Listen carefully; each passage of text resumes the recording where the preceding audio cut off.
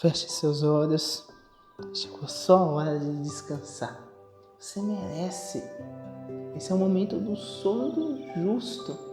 Você merece. Faça uma oração de agradecimento a Deus.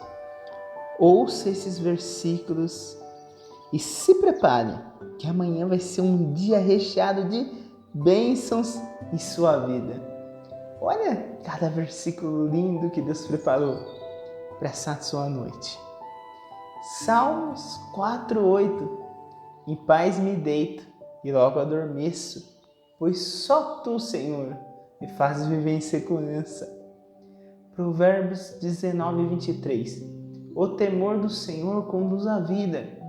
Quem o teme pode descansar em paz, livre de problemas. Salmo 116:7. Retorne ao descanso, ó minha alma, porque o Senhor tem sido bom para você. Salmos 3:5. Eu me deito e durmo, e torno a acordar, porque é o Senhor que me sustém. Salmos 17:3. Provas o meu coração e de noite me examinas. Tu me sondas e nada encontras, que a minha boca não pecará. Salmos 4:8. Em paz me deito e logo adormeço, pois só Tu, Senhor, me faz viver em segurança. Números 6:24-26. O Senhor te abençoe e te guarde.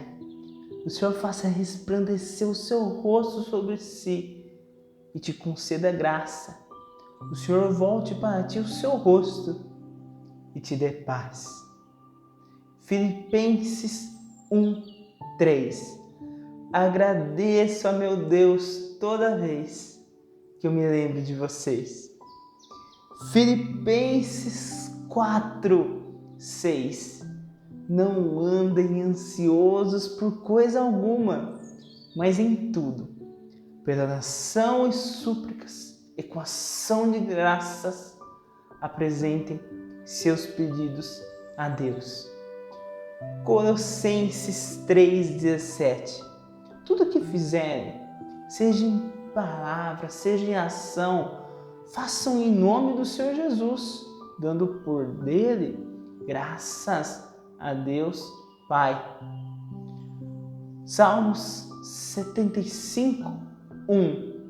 Damos-te graças, ó Deus, damos-te graças, pois perto está o teu nome, todos falam dos teus feitos maravilhosos. Salmos 18:2. O Senhor é a minha rocha, a minha fortaleza e o meu libertador.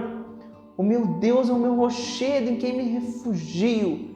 Ele é o meu escudo e o poder que me salva, e a minha torre alta. Mateus 6:7-8. E quando orarem, não fiquem sempre repetindo as mesmas coisas, como fazem os pagãos. Eles pensam que por muito falarem serão ouvidos. Não sejam iguais a eles, porque o seu Pai sabe do que vocês precisam, antes mesmo de vocês o pedirem. Mateus 7:7-8. Peçam e será dado, busquem e encontrarão, batam e a porta será aberta, pois todo o que pede, recebe. O que busca, encontra, e aquele que bate, a porta será aberta. Medite nesses versículos, na palavra do Senhor. O Senhor é bom, o Senhor tem cuidado de você.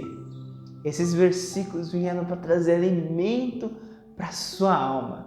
E nunca se esqueça, nós devemos a cada dia dedicar o nosso tempo a Deus. Às vezes a gente passa horas e horas do nosso dia ocupado ou até com entretenimentos dentro da internet e se esquecemos que pelo menos em alguns minutos a gente pode ler versículos, pode orar, tirar um momento para meditar, um momento para buscar mais de Deus. Então medite em tudo que Deus falou com você nessa noite e durma em paz.